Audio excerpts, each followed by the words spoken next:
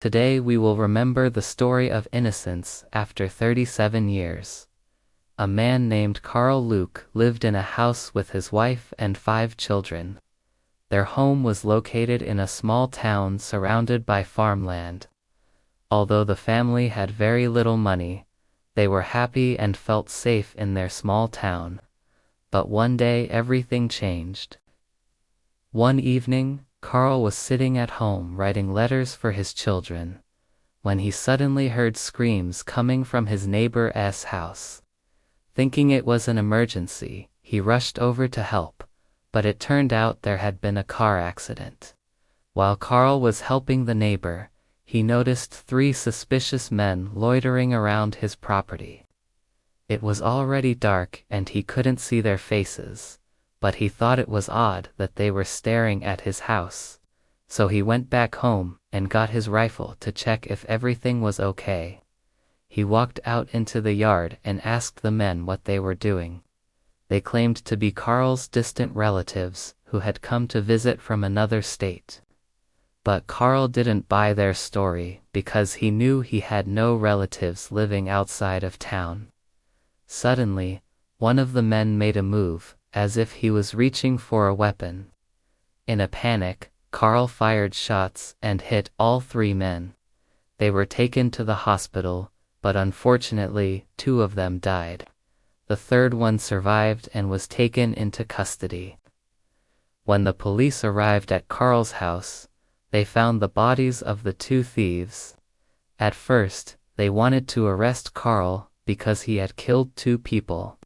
But then the surviving thief gave a statement that saved Carl's life. According to him, he, along with his 2 brothers, had planned to rob Carl's house. They had been watching the house for weeks, waiting for the perfect moment to strike. Fortunately, they had not managed to enter the house and steal anything. The brothers admitted that they had brought weapons with them, and that they had intended to use them against Carl and his family. The brothers also admitted that they had chosen this particular house because they knew that Carl kept a rifle inside. They had hoped to take it from him. This is why Carl acted in self-defense. The statement of the surviving thief helped Carl avoid prison. Nevertheless, his lawyer advised him to be prepared for anything, because the lawyer believed that the family of the dead men could accuse Carl of premeditated murder. To protect himself, Carl made a secret plan with his wife. He told her that if the case was turned against him, he would hide in the basement of an abandoned house nearby. Then he would wait until things calmed down, and he could return home without being recognized. His wife promised to take care of everything else. Sadly, only a few months later, Carl's wife passed away. Carl didn't want to upset his children, so he told them that their mother had gone to live in a nursing home. Meanwhile, he began secretly leaving the house at night and hiding in the basement of the abandoned house. There he spent many years in total darkness, eating and drinking only what he could find. Sometimes he would find some old cans of food or bottles of water left behind by the previous residents. As time went on, Carl became very old and sick. His health deteriorated greatly. Moreover, the basement was damp and dusty, which made him develop asthma. Every night he had to come out of his hiding place to look for food and water. Otherwise, he would have starved or gone blind. But luckily, during the daytime, the house was always occupied by a family who never went into the basement.